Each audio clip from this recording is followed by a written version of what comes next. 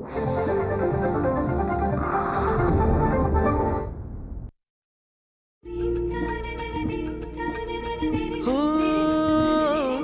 शब्द स्वरांचे बनती गाणे, साजन आनंद तराणे, रसिकांची ही जुळते नाते, घडते जेव्हा सुरेल गाणे.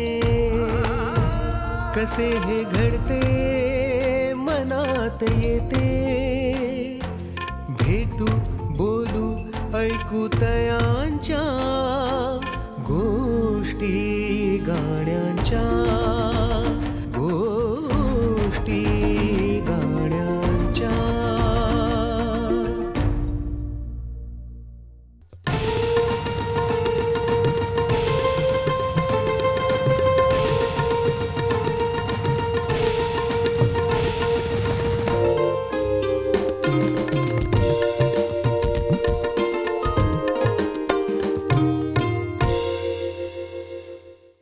नमस्कार.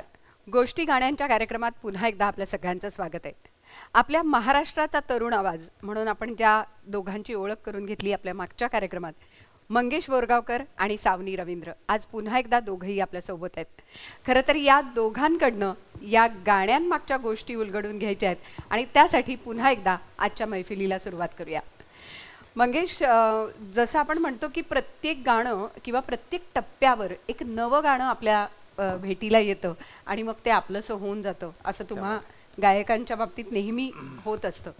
या सगळ्या टप्प्यावर तुम्ही खूप कार्यक्रम पण करत असता, म्हणजे रेकॉर्डिंग्स असतात, पण त्याच्या जोडीला काही कार्यक्रमही घडत असतात. तर असं काही अनुभव किंवा अशी काही आठवण आहे का की जी खूप मनात राहिली आहे अनेक वर्ष? मला असं वाटतं आपणा सर्वांचे लाडके गायक आणि मराठी सृष्टीतले, मला असं वाटतं ज्यांचं नाव घेतल्याशिवाय आपण संगीताचा वारसा पुढे जाणार नाही, असे सुरेशजी वाडकर यांनी, मला वाटतं प्रत्येक गायक आज महाराष्ट्रातला किंवा जो कोणी भारतीय संगीत गातो त्याच्यावर सुरेशजींची छाप असणारच, असा त्यांचा आवाज आणि अशी त्यांची मोहिनी आहे. आणि लहानपणापासून मला असं वाटतं मी त्यांना खूप फॉलो केलं आहे आणि त्यांच्याकडून खूप गोष्टी नकळत शिकत गेलो आहे. आणि जेव्हा त्यांच्या समोर गाण्याची संधी मिळते, आणि मला आठवतं मी लहान असताना तेव्हा तो एक जो आत्मविश्वास असतो कधी कधी तो चांगला असतो असं वाटतं, आपल्याला कळत नसतं. आणि त्यांच्यासमोर त्यांचे काही अभंग, काही माझे दुसरे अभंग मी सादर केले आणि खरं सांगतो त्यांनी इतकं मनापासून प्रेम आशीर्वाद दिले, त्यामुळे आता त्यांचं मोठे पण कळतं आपल्याला की ही किती सामावून घेतात हे कलाकार. आणि या काही दाद आहेत, दिग्गज सगळे आपले हृदयनाथजी आहेत, ह्या सगळ्यांनी आम्हा सारेगमपच्या वेळी जवळपास मला वाटतं सर्वजण आले होते. खळे काकांनी आम्हाला बगड्यांची माळ फुले बसून शिकवलं होतं मला. मला असं वाटतं हे क्षण कसे, ह्याला काय मोजणार आपण, काय बोलणार. आणि त्यांची जी ऑनेस्टी, शिकवतानाची जी प्रामाणिकता होती, लहान मुलगा आहे त्याला अजून गाणी येत नाही तरीही त्याच मेहनतीने, त्याच इंटेन्शनने शिकवणं, मला वाटतं हे एक कलाकार म्हणून घेण्यासारखं आहे. आणि असे कित्येक अनुभव मला वाटतं व्यासपीठाने आम्हाला दिले आणि एक गायक म्हणून समृद्ध केलं. मला वाटतं आपलं भाग्य आहे असं म्हणायला पाहिजे. सावनी, तुझ्याकडे असा एखादा अनुभव? आमचा कोकणातला दौरा होता कणकवलीला, आणि कोकण, सिंधुदुर्ग आणि असं सगळे बॅक टू बॅक भावसरगमचे प्रयोग होते. आणि ही वाट दूर जाते हे आशाताईंचं गाणं, अर्थातच पंडितजींचं, हृदयनाथजींचं प्रत्येक गाणं हे शिवधनुष्य आहे. आणि ते त्यांच्या शेजारी बसून गायचं म्हणजे अजूनच अवघड म्हणजे गोष्ट. तरीही मी धाडस केलं. तोपर्यंत थोडी मी सरावले होते, काही कार्यक्रम झाले होते, तर मी ते गाणं सादर केलं. आणि भावसरगम ह्या कार्यक्रमाची अशी खासियत आहे की अर्थातच पंडितजींना ही सगळी गाणी मुखोद्गत आहेत. त्या कार्यक्रमामध्ये वही बघितली जात नाही. बरं. आणि म्हणजे ततपप होतं अक्षरशः. तर मी 2 अंतरे ह्या गाण्याचे गायले, जे मी ऐकले होते. आता आपल्याला सगळ्यांनाच माहितीये की त्या काळच्या अशा अनेक गाण्यांची वेगवेगळी व्हर्जन्स आहेत. बरोबर. तर मी जे व्हर्जन ऐकलं होतं त्याचे 2 अंतरे होते. सो जेवढे मी ऐकले तेवढे मी शिकले आणि ते सादर केले. त्यानंतर टाळ्या वगैरे मिळाल्या, सगळं झालं. आणि छोटीशी फ्रॉक मधली मुलगी, 13-14 वर्षाची, 13-14, 8वी-9वीत असं. बरोबर. तर त्यानंतर पंडितजी म्हणले की ह्या मुलीचा अभ्यास थोडा कमी पडलाय ह्या गाण्याच्या बाबतीत असं जाहीरपणे म्हणाले? असं जाहीरपणे माईकवर म्हणले. बरं.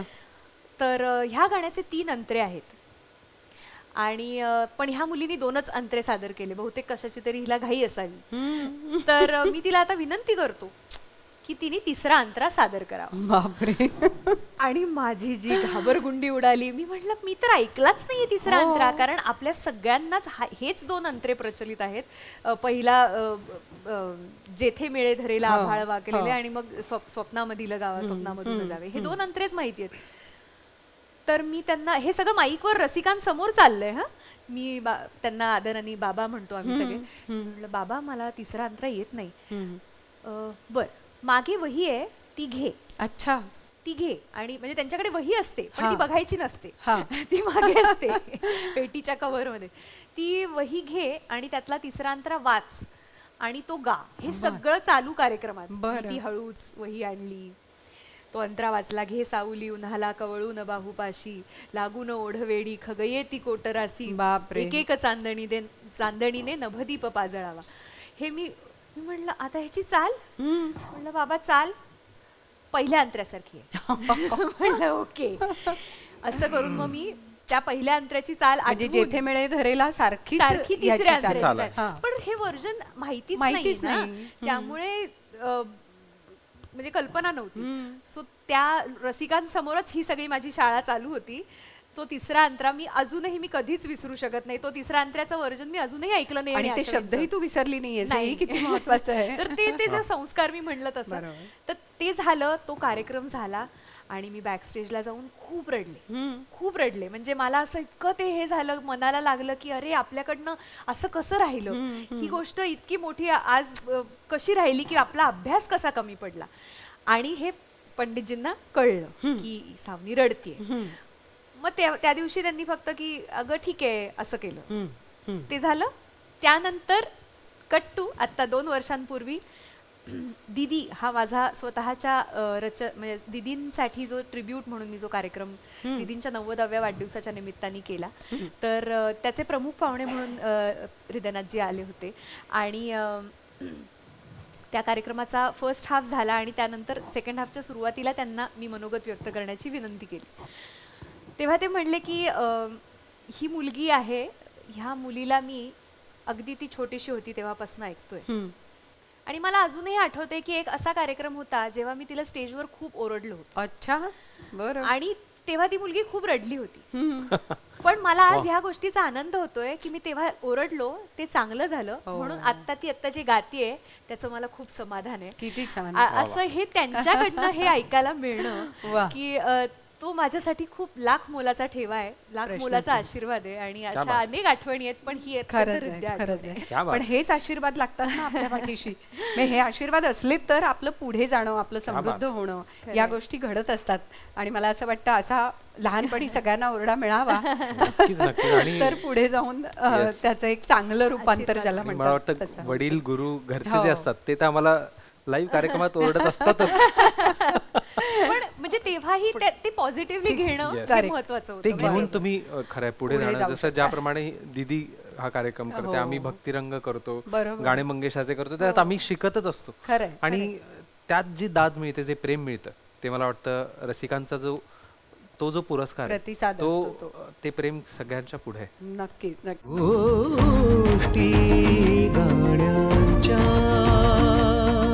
या आठवणीच खूप मनात असतात. आणि प्रत्येक गाण्याची आठवण, जसं आपण म्हणतो की जसं प्रत्येक कार्यक्रमाची एक वेगळी आठवण असते, तशी प्रत्येक गाण्याची आठवण असते.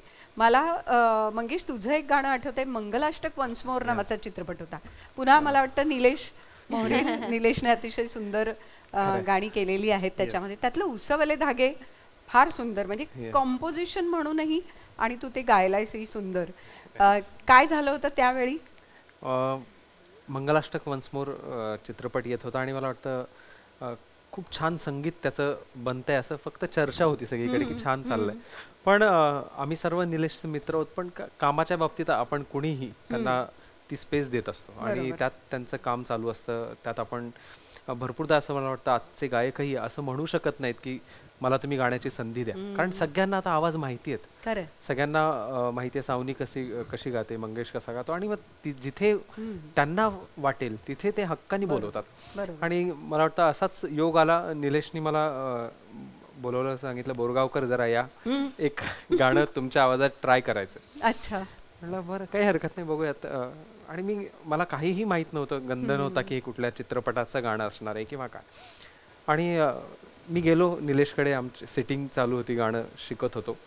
आणि मी गाणं वाचतानाच म्हटलं काय सुंदर लिहिलं हे गाणं, आणि उसवले धागे कसे कधी, आणि बॅक टू मला वाटतं गुरु ठाकूर याचे शब्द आहेत, त्यामुळे त्याचं एक वेगळं वजन आहे त्या शब्दाचं, गुरुचं.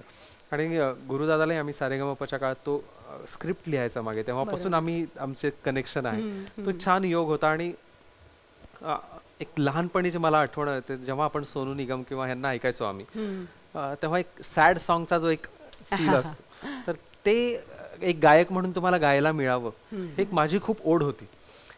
मला माहित नाही काय त्याच्या मागे रिझन असेल, पण असं वाटायचं की रोमॅन्टिक गाणी तर आहेत, सगळं आहे, पण सॅड सॉंग गाणं व्यक्त होणं, तो एक ट्रान्स आहे. येस, ट्रान्स आहे. आणि खूप अवघड शिवधनुष्य म्हणू शकतो तुम्ही, कारण ते गाणं त्या दर्जाचं झालं तरच ते पोचतं, नाहीतर मग ते वरवरचं होऊन जातं. भावही तुमचे त्या वेळेला तसे येणे, येस, हे अत्यंत अवघड असतं. आणि जेव्हा मला लक्षात आलं की हे सॅड सॉंग आहे, तेव्हा एक मनात कुठेतरी मला ती भावना जागृत झाली की नाही, आपल्याला हे व्यवस्थित गायलंच पाहिजे, आपण हे उत्तम देण्याचा प्रयत्न करूयात. आणि त्यानंतर जेव्हा स्टुडिओत गेलो, गाणं रेकॉर्ड केलं, आणि बिलकुलही मला कल्पना नव्हती तोपर्यंत की हे गाणं चित्रपटासाठी येणार आहे. मी आणि आमची मैत्रीण कीर्ती किल्लेदार, आम्ही दोघांनी हे ड्युएट गायलं. आणि तिथे गेल्यानंतर, गाणं रेकॉर्ड झाल्यानंतर बॅक टू स्वप्नील जोशी आहे, मुक्ता बर्वे आहे, म्हटलं क्या बात आहे, तुझ्या विनाचा सिक्वेल पुढे सुरू होईल असं वाटत होतं. आणि गाणं गायलो, खूप मला शिकायला मिळालं. परत म्हटलं चला आता जे पुढे होईल ते आपण तिथे पूर्ण 100% देऊन सोडून दिलंय. आणि मला आठवतं ह्या गाण्याची, या चित्रपटाची जी प्रोड्युसर आहे रेणू देसाई, तर ती साऊथला तिने खूप काम केलंय. आणि तिने जेव्हा फर्स्ट हे गाणं ऐकलं, रफ ट्रॅक तसा ऐकला, तर म्हणे बापरे कोण एजेड असा गायक आणलायस तू, इतकं कोणतरी हा मोठा दिसतोय, शबनम आणि कुर्ता घालून आला असेल असं तिने सांगितलं. की मी असा विचार केला कोणतरी असा असेल बाबा एखादा. निलेशला तिने सांगितलं एकदा मला भेटव, तो कोण गायक आहे, त्याला जरा भेटायचं. तर निलेश म्हणलं हो मी भेटवतो. आणि निलेशनी गाणं रेकॉर्ड झाल्या सगळं त्याचं फायनल केल्यानंतर एक दिवस आम्हाला लॉन्चच्या जस्ट थोडं एक दिवस अगोदर आम्हाला एकत्र भेटवलं. आणि जेव्हा समोरून मी आलो आणि रेणूला सांगितलं, रेणू देसाईला, निलेशनी हाच तो उसवले धागेचा गायक, एजेड गायक, हाच तो शबनमवाला गायक. ती लिटरली खाली शॉक मध्ये बसली. म्हणजे खरंच सांगतोस याने गायलं हे गाणं. मला असं वाटलं की येस, एका अर्थाने हीच पावती आहे की आपल्या प्रोड्युसरला, निर्मात्याला हे वाटणं की हे कोणतरी एवढा तरुण मुलगा गातोय, पण भाव आपल्याला जे हवे होते तेच आहेत. आणि तेव्हा मला असं वाटलं की यस, चलो आपलं काम झालेलं आहे, बघूयात आता पुढे काय होतं. आणि त्यानंतर त्या चित्रपटाने आणि त्या गाण्याने मला भरपूर पुरस्कारही दिले, 2 ते 3 अवॉर्ड्स तेव्हा मिळाले. बेस्ट गायक म्हणून उसवले धागेला. मला वाटतं परत एक मला वाटतं पुरस्कारपेक्षाही आम्हाला सगळ्यांना हेच वाटतं की ती जी दाद मिळते, ते जे मनातून प्रेक्षक स्वीकारतात आणि तुम्हाला प्रेम देतात, ती त्या सगळ्याच्या पुढे. आणि ती पावती या गाण्याने मला दिली. उसवले धागे, उसवले धागे कसे कधी, उसवले धागे कसे कधी, सैर झाली गाठ,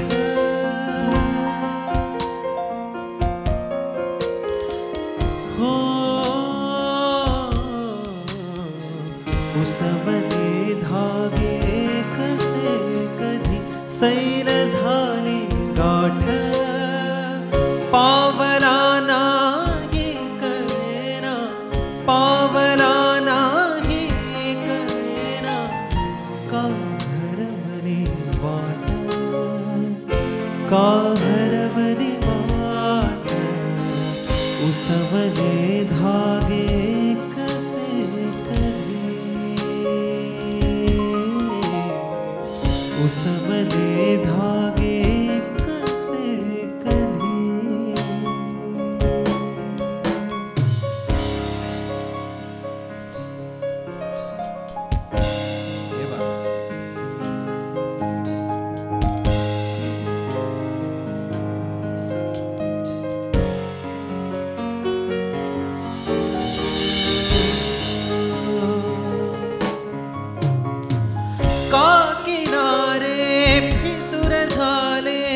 वादळाला ऐन वेळी कोणत्याही सावली बिण काशी स्वप्ने बुडाली.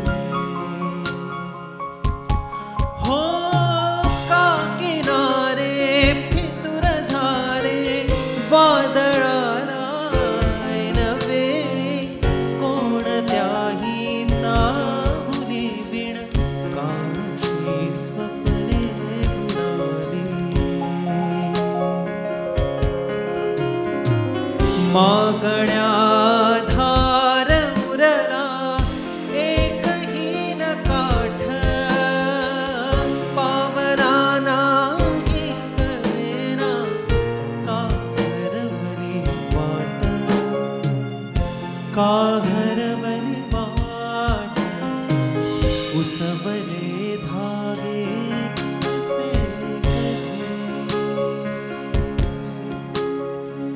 उसवले धागे कसे कधी सैल झाली गाठ पावला नाही कळेना पावला नाही कळेना का हरवली वाट का हरवली वाट उसवले धागे कसे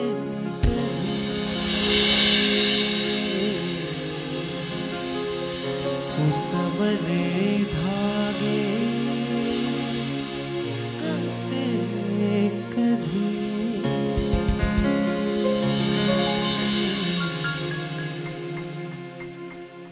आहा थँक्यू. वा वा क्या बात. खूप सुंदर सुंदर.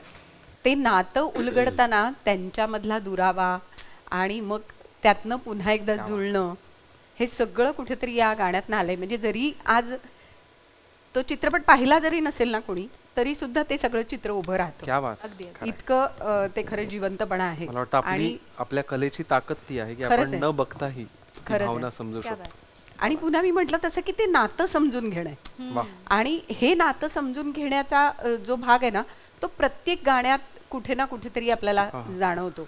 मला सावनी इथे तुझं एक गाणं आठवतं आई आई आणि मुलाचं नातं अंगाई. तिथेच येतं जेव्हा ती अंगाई गाते आपल्या मुलासाठी.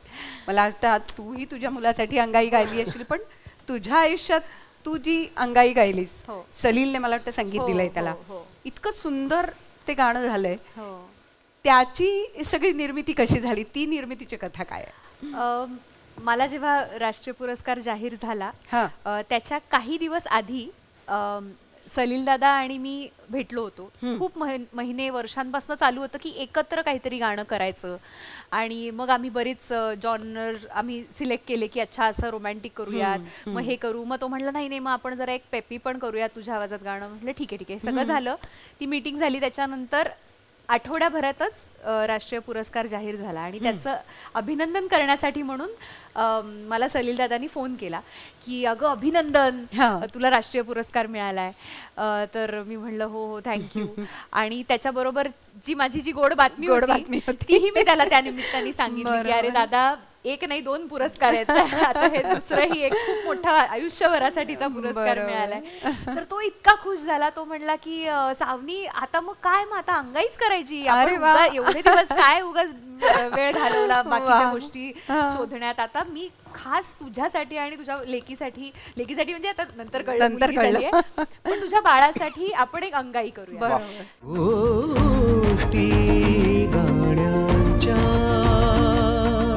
हे झालं 4-5व्या महिन्यातलं बोलणं. त्याच्यानंतर पुढे काहीच घडलं नाही. अच्छा. मग तो म्हणला मग मला असं लक्षात आलं की अरे पण आधी लिहायला पाहिजे सगळं पाहिजे. तर माझा अगदी लाडका म्हणजे मी त्याला मानलेला भाऊच आहे माझा वैभव जोशी गीतकार कवी. तर मी दादाला हक्कानी फोन केला. बरं ह्याच्या आधी सलील दादा आणि वैभव जोशी यांनी कधीच काम केलं नव्हतं एकत्र केलंच नव्हतं. म्हणजे संदीप खरे आणि सलील दादा अशीच एक जोडी आहे. बरोबर. म्हणजे वैभव दादा बरोबर असं खूप त्यांनी काम केलेलंच नव्हतं ऑफिशियली. तर मी त्या सलील दादाला विचारलं की हे बघ आता मला डिलिव्हरीच्या आधी तरी नक्कीच गायला लागेल. बाळ झाल्यावर अंगाई गाऊन उपयोग नाहीये. तर मी बिझी होईल. तर आपण लवकरात लवकर करूयात. आणि मग तो म्हणला ठीक आहे मग तू वैभवला विचारशील का. म्हटलं हो हो अगदीच. मग मी दादाला सांगितलं की दादा फक्त एकच अट अशी आहे की मुलीसाठी लिहायची नाही आणि मुलासाठी नाही, न्यूट्रल अंगाई हवी आहे. बरोबर. कारण ह्याच्या आधी ना एक प्रत्येक आईचं एक स्वप्न असतं की आपल्या बाळासाठी गावं, आणि ती आई जर गायिका असेल तर अर्थातच त्या गायिकेला वाटणारच की आपण आपल्या बाळासाठी गावं. आणि लहानपणापासून इतक्या अजरामर अंगाई आपण ऐकलेल्या आहेत. निज माझ्या नंदलाला असेल किंवा हिंदीतल्याही अनेक प्रसिद्ध अंगाई आहेत. तर तेव्हापासून माझं एक पूर्वीपासूनच एक अशी इच्छा होती मनात की आपल्या आवाजात अंगाई असावी आणि ती आपल्या बाळासाठी आपल्याला गाता यावी. तर ते सलील दादाच्या निमित्ताने हा योग जुळून आला. आणि वैभव दादानी इतके अप्रतिम शब्द लिहिले, म्हणजे चालीवर लिहिले. आणि सलील दादाला हे माहिती होतं की गेल्या काही वर्षात मी मराठी व्यतिरिक्त बाकीच्या भाषांमध्ये काम करते. त्यामुळे त्यांनी सांगितलं की सावनी ठीक आहे, तुझ्यासाठी आपण मराठी अंगाई करूयात, पण माझ्यासाठी आपण बेंगॉली व्हर्जन पण करूयात. मला हे, कारण अंगाई हा इतका मधुर आणि मधाळ प्रकार आहे की त्यासाठी लागणारी भाषा म्हणजे मराठी बरोबर बेंगॉली ही इतकीच गोड भाषा आहे. आणि आईचं प्रेम सगळीकडे सारखंच आहे ना, अगदी त्यामुळे भावना तीच आहे. तर मग वैभव दादांनी चालीवर खूप सुंदर शब्द लिहिले. त्याच चालीवर मी बेंगॉली रायटर कडनं बेंगॉली शब्द लिहून घेतले. आणि हे बघता बघता हे सगळं तयार होता होता 9वा महिना उजाडला. आणि मला असं झालं की मला आता श्वासही घेता येत नाही अशा परिस्थितीत, पण आता गायचं तर आहे, ती उर्मी आहे, ती इच्छा प्रचंड आहे. त्यामुळे पुण्यातल्या डॉन स्टुडिओमध्ये, एक तर त्या स्टुडिओत लिफ्ट नाहीये, मी अशी त्या पायऱ्या चढून गेले आणि मी दादाला म्हणलं मी आयुष्यातलं पहिलं रेकॉर्डिंग आहे जे मी बसून करणार आहे. आता एरवी आम्ही स्टुडिओत उभं राहून गातो, तासन तास सगळ्यांनाच सवय असते, पण त्याच दिवशी मी बॅक टू बॅक मराठी आणि बेंगॉली अशी व्हर्जन्स एवढं पोट घेऊन रेकॉर्ड केली. आणि खऱ्या अर्थाने तू बाळासाठी गायली. अगदी अगदी. आणि ती जी तंद्री माझी लागली होती ना, ती माझी तंद्री जी लागली होती ना, मी तुला शब्दात त्याचं वर्णनच करू शकत नाही.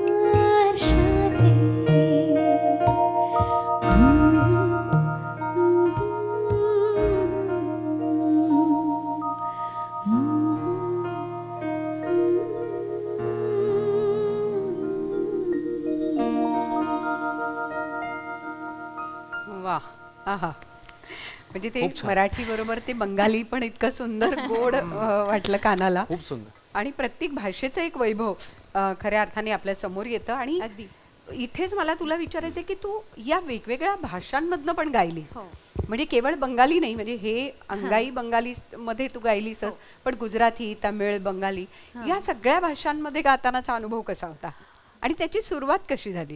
सुरुवात म्हणजे लहानपणापासूनच मला वेगवेगळ्या भाषांचं नेहमीच आकर्षण होतं आणि घरात संस्कृतची परंपरा होती. माझे आजोबा म्हणजे संस्कृत पंडितच होते, त्यांच्याकडनं संस्कृत शिकण्याची प्रेरणा मिळाली. मी माझं ग्रॅज्युएशन संस्कृतमध्ये केलेलं आहे. त्याच्यानंतर मी मराठीमध्ये MA केलं आणि हे करत असताना कॉलेजमध्ये असताना साऊथच्या भाषांमधली गाणी ऐकण्याचा योग आला आणि ते जे मी ऐकायला लागले, मला असं वाटतं कुठल्याही भाषेत गाण्याच्या आधी सगळ्यात मोठा संस्कार असतो म्हणजे ती भाषा तुमच्या जास्तीत जास्त कानावर पडणं. बरोबर. ती गाणी ऐकणं, म्हणजे जरी ती भाषा कळली नाही तरी तो एक लहेजा जो असतो तो तुमच्या कानात असतो. कानातनं मनात हळूहळू आणि मग मनातनं उठावं असा तो एक मोठा प्रवास आहे. म्हणजे असं ओव्हरनाईट असं नाही होऊ शकत की आज मी ठरवलं की उद्या तमिळ गायचं आणि मी ते अस्खलित गाईन. त्याच्यासाठी अनेक वर्षांची त्याला एक साधना म्हणेन मी, म्हणजे साधना हा खूप मोठा शब्द झाला, पण अभ्यास आपण म्हणूया की अनेक वर्ष मी त्या भाषांमधली गाणी ऐकत होते. सुरुवातीला जेव्हा ऐकायला लागले तेव्हा मला असं वाटायचं की सगळ्या भाषा सारख्याच आहेत, आपल्यासाठी त्या जिल्ब्याच असायच्या. कारण पण त्याच्यातही तमिळ आहे, मल्याळम आहे, तेलुगू आहे, कन्नड आहे, या 4 विविध भाषा आहेत आणि त्या प्रत्येकाची अशी वेगळी ताकद आहे. त्याच्या प्रत्येकातला ळ वेगळा आहे, र वेगळा आहे, न वेगळा आहे. सो हे सगळं जेव्हा मी हळूहळू ते अभ्यासायला लागले आणि ते मी झपाटले गेले, म्हणजे त्या विषयाने मला असं झालं की नाही, आता मी साऊथ मध्ये माझं गायचं हे माझं स्वप्नच बनून गेलं आणि त्या दृष्टीने माझा अभ्यास सुरू झाला. आणि कव्हर सॉंग्सचा तो जमाना होता, 2014-15ची गोष्ट आहे. तर माझा मित्र अभय जोधपूरकर, त्याला मी विचारलं की आपण एक कव्हर सॉंग एकत्र करूयात का, कारण त्याला प्रचंड अनुभव होता त्या इंडस्ट्रीतला आणि तो ऑलरेडी रहमान सरांकडे गायलेला असल्यामुळे त्याला खूप अनुभव असल्यामुळे मी म्हणलं की त्याच्या सल्ल्याने, त्याच्या गायडन्सनी आपण पुढे जाऊयात. तर मी त्याला सांगितलं की तू मला 2-3 गाणी अभ्यासायला दे, की हे तू अभ्यास आणि मग मी ती गाईन, मग तू माझं डिक्शन सुधार, अशी एक प्रोसेस होती. आम्ही एक कव्हर सॉन्ग केलं 4 वेगवेगळ्या भाषांमधलं आणि ते माझ्या यूट्यूब चॅनलवर प्रदर्शित झाल्यानंतर साऊथमधल्या एका दिग्दर्शकाने ते ऐकलं. अच्छा. आणि त्यांनी मला फेसबुकवर मेसेज केला की मला तुझा टोन खूप आवडला आणि तुला तमिळ, म्हणजे एकतर माझ्या नावावरनं बऱ्याच लोकांचं कन्फ्युजन असं होतं की त्यांना वाटतं मी साऊथ इंडियन, सावनी रवींद्र, आणि एकतर मी त्याला जेव्हा सांगितलं की नाही मी महाराष्ट्रीयन आहे, मी असं उठून येऊन गाऊ नाही शकत लगेच, तर तेव्हा तीच माझ्यासाठी मोठी कॉम्प्लिमेंट होती की त्याला हे वाटावं की ते त्यांच्याच भाषेतल्या मुलींनी ते गाणं ऐकून त्याला वाटलं. खूप महत्त्वाची गोष्ट. तर तिथनं हा माझा प्रवास, म्हणजे ती स्वप्नपूर्ती होती माझ्यासाठी, तो प्रवास सुरू झाला.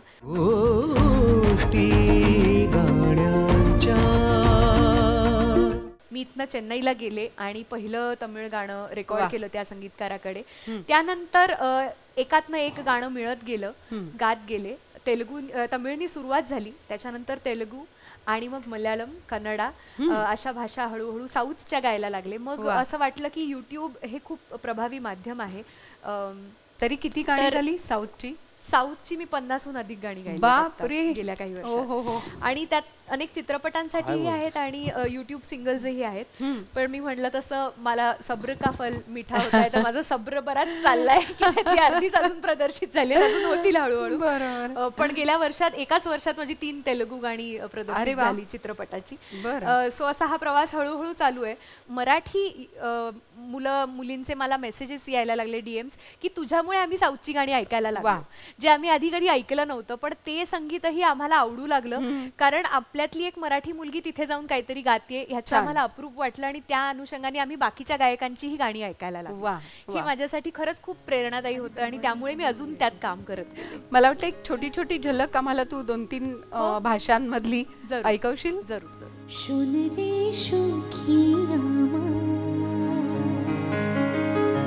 शब्द बृष्टि नामा शोन रे सखी आमा शब्दवृष्टी नामा শ্রাবণের মিঠে ধারায় সুর ছন্দে শ্রাবণের মিঠে ধারায় সুর ছন্দে ভালোবাসা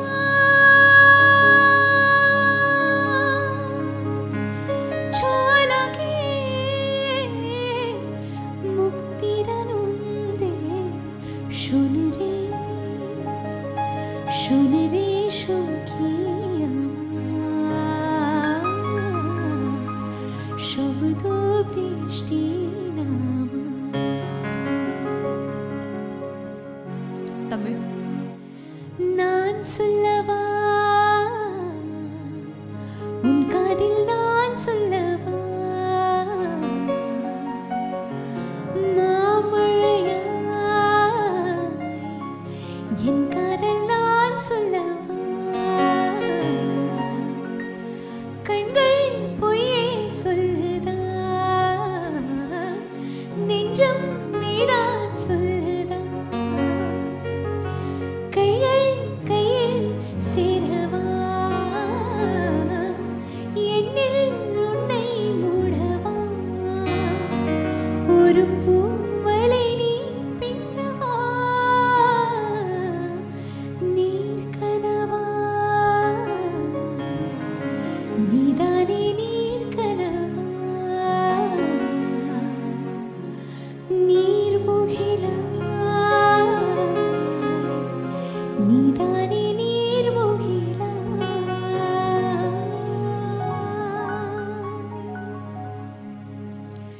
आता गुजराती હવે તો આવ બહાલા કે સજી ધજી જો છું વાટકાના તારી છે રાતકાના કે ધૂમ મચાવી ચુમીશું સાથ વહાલા હવે તો આવ બહાલા કે સજી ધજી જો છું વાટકાના કાન્હનિયા રીત છે આંખમાં સંગીત છે રાધાની સંગ સંગ ગોપીઓની પ્રીત છે નોરતાની રાતમાં સંવેણા મીત છે ભૂમિશું સાથ સાથ હૈયામાં સ્મિત છે आहा. थँक्यू वा खूप छान. सगळ्या भाषांचा एक वेगळा लहेजा आम्हाला आज ऐकायला मिळाला. पण मंगेश तू सुद्धा तेलुगू गाणं म्हटलेलं आहे.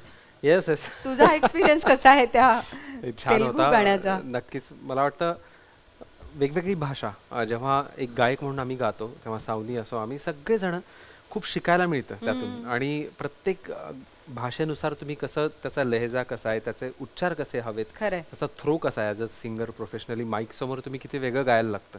तर ह्या गोष्टी खूप या निमित्ताने शिकता आल्या आणि मला वाटतं एक गायक म्हणून अशा दृष्टीने परिपूर्ण होताना खूप छान वाटतं. इश्कवाला लव नावाची फिल्म होती.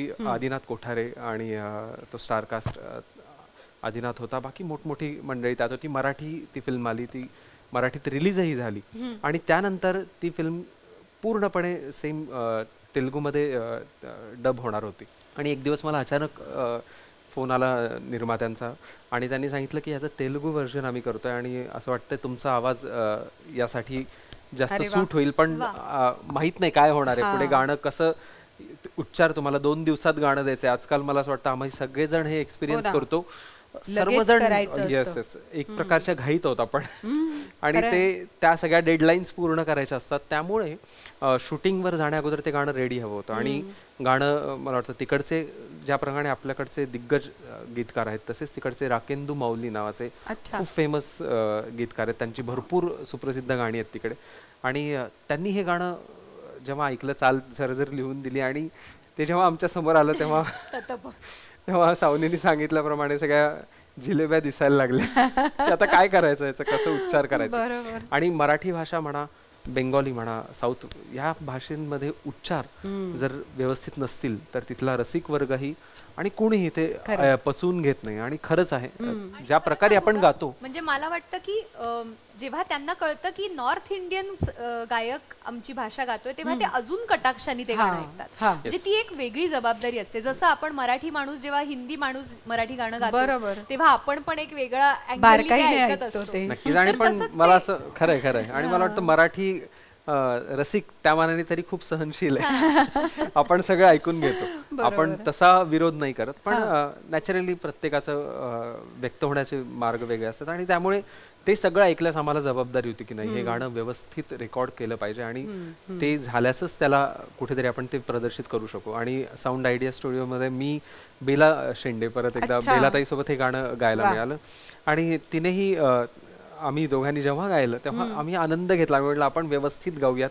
आणि आजचे जे माध्यम आहेत की आपण ऑनलाईन आम्ही बरोबर गातोय की नाही हे आम्ही हैदराबादमध्ये बसून त्यांना ऐकत होतो. अरे वा. हो. आणि त्यांनी तिकडून जेव्हा अप्रुव्हल दिलं की यस आप बराबर गा रहे हो ऐसाही गाणं आहे म्हणल्यास मग आम्ही पुढे जात होतो. कारण उच्चारण अत्यंत क्लिष्ट असतं, त्याची एक वेगळी मजा आहे.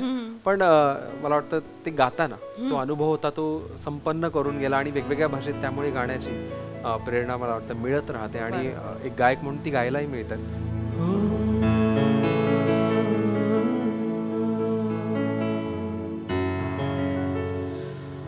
చూపులే చురుక్కు మన్న కళ్ళలో ఇరుక్కుపోయిన రామదే వెనక్కి రాదుగా జల్లన్న పులకరింతలో తొళింతలెంత వింతలో రెండింతలెంది గుండె కోగిలింతలో చూపులే చురుక్కు మన్న కళ్ళలో ఇరుక్కుపోయిన నామదే వెనక్కి రాదుగా జల్లన్న పులకరింతలో తొళింతలెంత వింతలో రెండింతలెంది గుండె కోగిలింతలో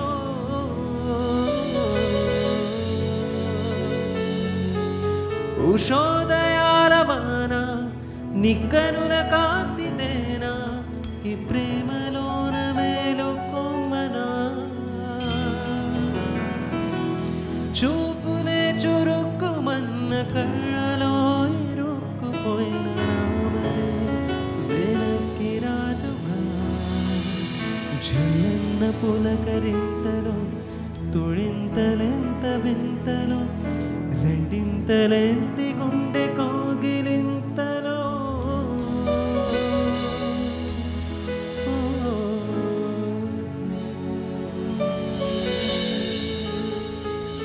किती छान.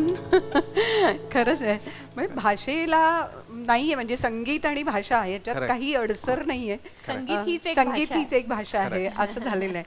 विश्वभाषा आपण म्हणतो त्याला खरंच कुठल्याही पण ह्याचा अर्थ कळला तर तुम्ही तो तितका छान गाऊ शकता. नक्कीच. आम्हाला जेव्हा गीतकार असतील हे व्यवस्थित सांगतात की हे प्रेमगीत आहे, युगलगीत आहे, हे सॅड आहे, तर त्यानुसार मला असं वाटतं तो भाव एकदा लक्षात आला की ते कसे उच्चार करायचे शब्द, त्याची मुख्य काय म्हणणं आहे त्या शब्दांचं. मला वाटतं हे गाणं रोमॅन्टिक गाणं होतं आणि ऐकल्यासच आम्हाला लक्षात आलं की हे रोमॅन्स आहे ह्या गाण्यात पूर्ण.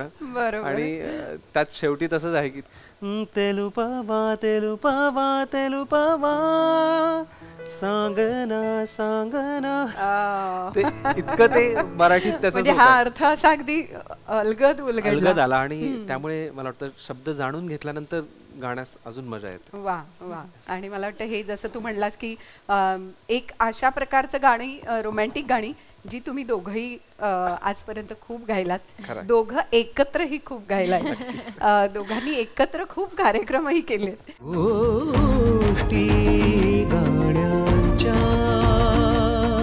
तुमच्या दोघांचं एकत्र काम असं जे डोळ्यासमोर येतं ते म्हणजे होणार सोनमी या घरची, आणि त्यातली 3 मेजर गाणी. कारण तो एक एराच असा होता, जसा आपला मगाशी उल्लेख झाला की मालिकेमध्ये एखादं गाणं आणि तेही चित्रपटासारखं फिल्मिंग होणं, या सगळ्या गोष्टीची सुरुवात, तो जो टप्पा होता त्याच्यात ही मालिका खूप महत्त्वपूर्ण होती. आणि त्याच्यात तुम्हाला 3 गाणी होती. मग तुम्हाला माहिती होतं सुरुवातीपासून की 3 गाणी आहेत? काय नेमकं काय घडलं बापरे, होतं? म्हणजे त्याची तर गोष्ट खरंच सांगण्यासारखी आहे रसिकांना. किस्सा आहे तो एक. खरंच, खरंच. होणार असून मी या घरची मालिका घरोघरी सगळीकडे जेव्हा गाजत होती, अशा वेळी एका छान वळणावरती सिरियल आली असताना मला वाटतं मंदार देवस्थळी जे दिग्दर्शक आहेत, त्यांचं आणि संगीतकार निलेश मोरे यांचं बोलणं झालं आणि त्यांना जाणवलं की आपल्याला जो उद्या शूट करायचा रोमॅन्टिक जो सीन आहे सगळा, तो जो एक छान त्या दोघांमधलं नातं आहे.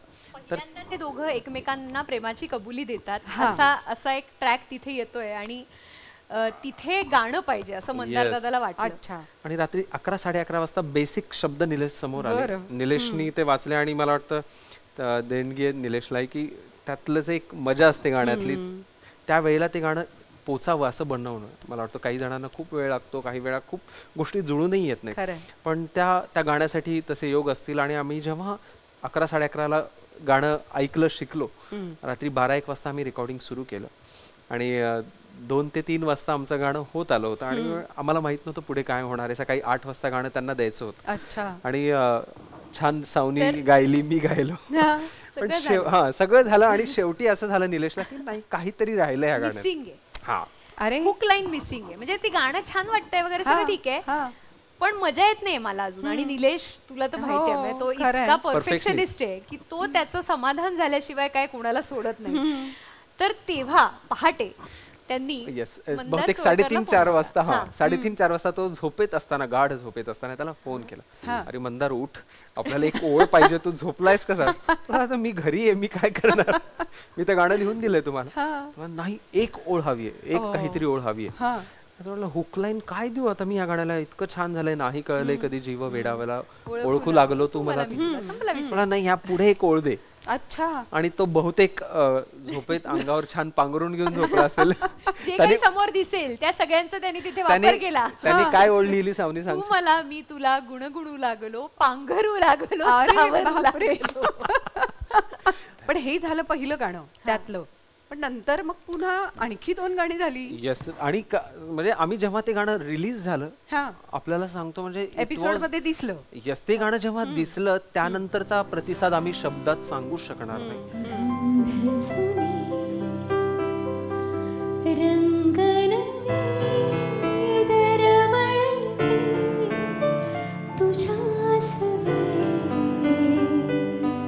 स्पर्श जुने अर्थ नवे शहारलो तुझ्या सवे. जग सारे विसरावे असे मिठीमध्ये तुझ्या सवे तुझ्या विना हरवलो गवसलो मी मला. तुझ्या सवे गंध सुने रंग नवे दरवळते तुझ्या सवे. तुझ्या सवे.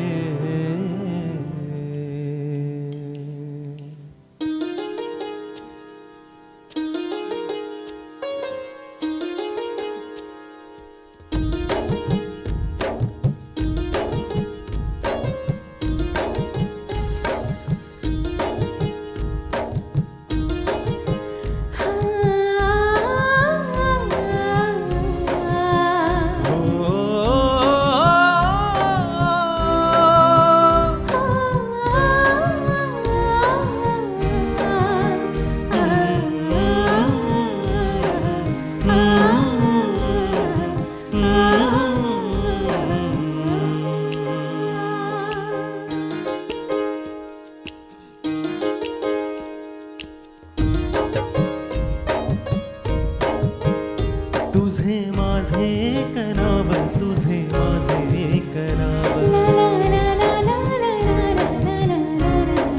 हो तुझे माझे कराव, तुझे माझे कराव.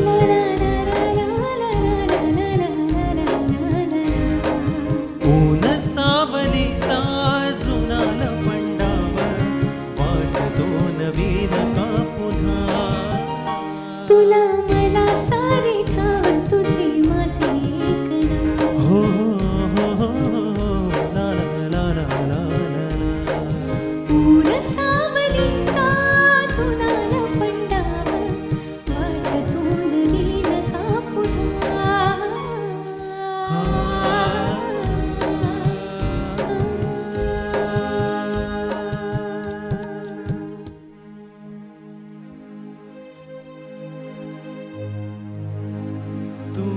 मला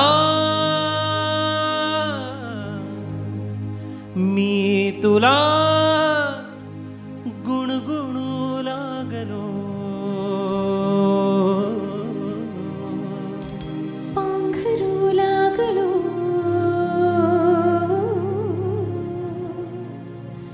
सावरू लागलो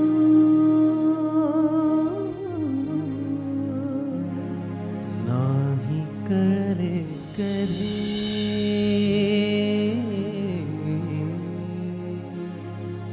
नाही कळले कधी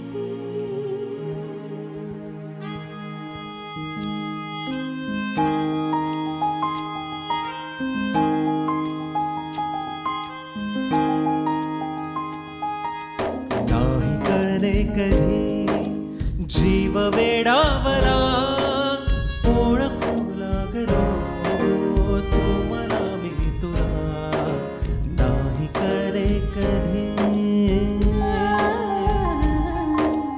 ऊन हुरहुरली श्वास गंधावला ओळखू लागलो तू मला मी तुला नाही कळले कधी तू मला मी तुला गुणगुणू लागलो पांघरू लागलो सावरू लागलो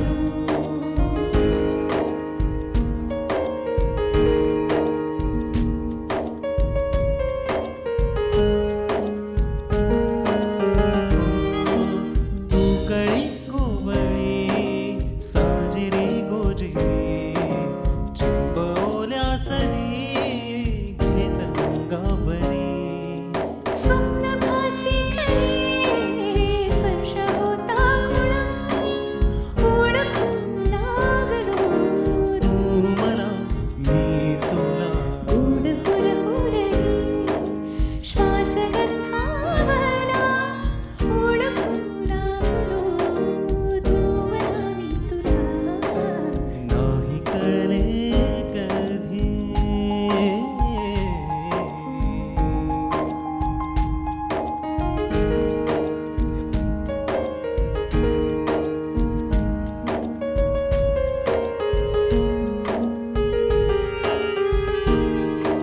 शब्द झाले मुके बोलते पैंजरे उतरले गालिया सोवळे चांदणे पाहताना तुला चंद्रही लाजला ओळखू लागलो तू मला मी तुला नाही कळले कधी जीव वेडावला ओळखू लागलो तू मला मी तुला नाही कळले कधी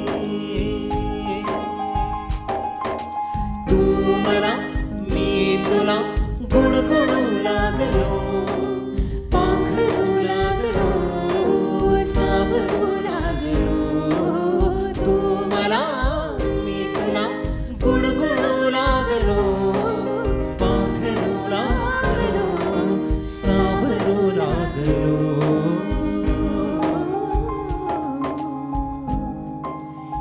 नाही कळले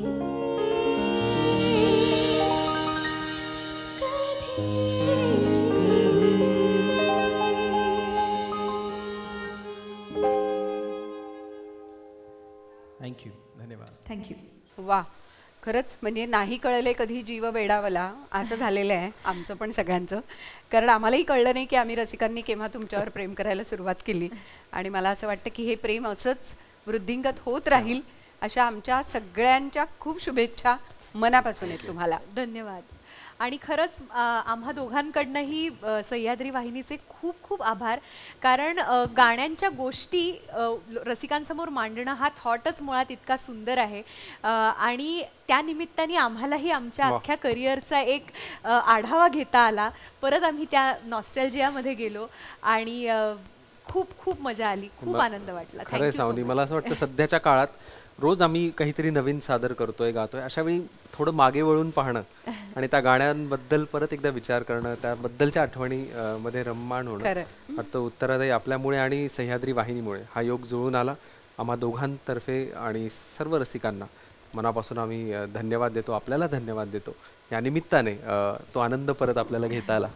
खरं. आणि ते गाण्यातलं जे प्रेम आहे ना, ते प्रेम तुमच्या स्वरातनं व्यक्त झालं आणि हे असंच व्यक्त होत राहू दे अशी सदिच्छा आमच्याकडनं नक्की आहे. Thank you. मला असं वाटतं की कलावंत आपली कला सादर करत असतात, पण ती कला सादर करत असताना त्या मागच्या गोष्टी जेव्हा उलगडल्या जातात तेव्हा निश्चितच आपण त्या गाण्याकडे पुन्हा एकदा नव्याने पाहायला लागतो. आणि त्यामुळेच या नव्याने आपल्याकडनं सुरुवात होणाऱ्या आणि त्यांच्यापासून सुरू झालेल्या आपल्यापर्यंत पोहोचणाऱ्या या सांगीतिक प्रवासात आज इथेच थांबूया. पुन्हा भेटणार आहोत पुढच्या भागात आणखीन काही कलावंतांसह. धन्यवाद.